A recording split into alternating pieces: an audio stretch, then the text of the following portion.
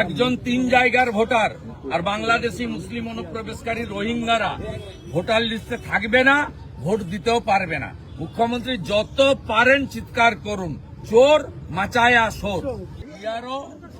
এবং স্পেসিফিকলি 3-4 জন জেলা শাসক মুর্শিদাবাদ, দক্ষিণ 24 পরগনা, কোচবিহার, পূর্ব মেদিনীপুর বেশ কয়েকজন জেলা শাসকের বিরুদ্ধে আমরা বসিরহাট ট্যুর ভিডিওর মতো সাসপেনশনের দাবি করি এবং গোটা রাজ্য জুড়ে কয়েক লক্ষ নাম এবং পদবীর বানান ভুল মুখ্যমন্ত্রী এবং আইপ্যাকের নির্দেশে যে বিএলওরা করেছেন, অর্থাৎ পশ্চিমবঙ্গ সরকার করেছে, তাদের প্রত্যেকের বিরুদ্ধে ব্যবস্থা গ্রহণ করা হোক।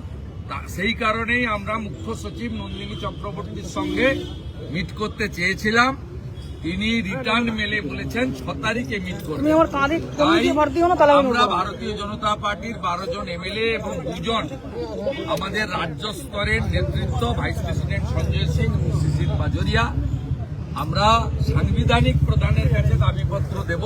4টে দাবিতে রিসিভ করিয়া আপনাদেরকে জানাবো এবং সাংবিধানিক প্রধানকে আবেদন করব আমাদের দাবি এবং আবেদন যেন মুখ্য সচিবের কাছে পাঠিয়ে দেন। মানে আপনারা বলছেন এটা পুরোটাই উদ্দেশ্য প্রণোদিত, যা হয়েছে পুরো পরিকল্পিত এবং এই পরিকল্পনার পিছনে মুখ্যমন্ত্রী আছেন। আমাদের কাছে ডকুমেন্ট এভিডেন্স আছে। মুখ্যমন্ত্রী মুখ্য সচিবকে দিয়ে, একবার মনোজ পন্তকে দিয়ে, একবার নন্দিনী চক্রবর্তীকে দিয়ে ডিএমদের ডেকেছিলেন।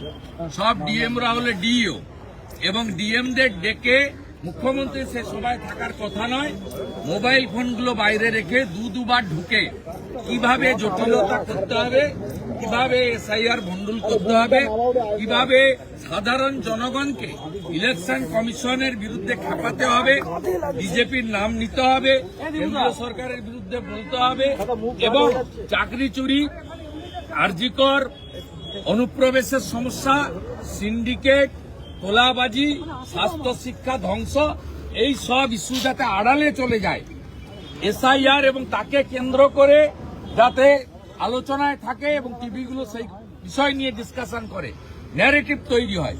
এই জন্য এই কাজটা রাজ্যের প্রশাসনিক কর্তৃপক্ষ, মুখ্যমন্ত্রী তার স্থাবক প্রশাসনকে দিয়ে করেছে।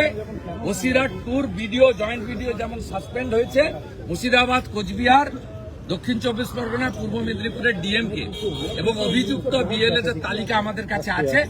আমরা চাইলেই দিয়ে দেব, তাদেরকে সাসপেন্ড করতে হবে এই দাবিতে। আমাদের